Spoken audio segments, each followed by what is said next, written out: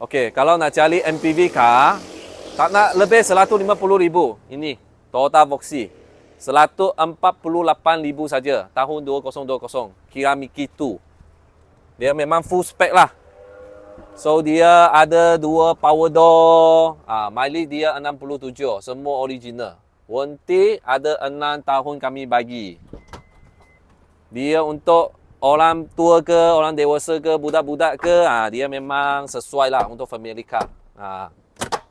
Belakang pun besar juga. So, nak pasang power pun boleh.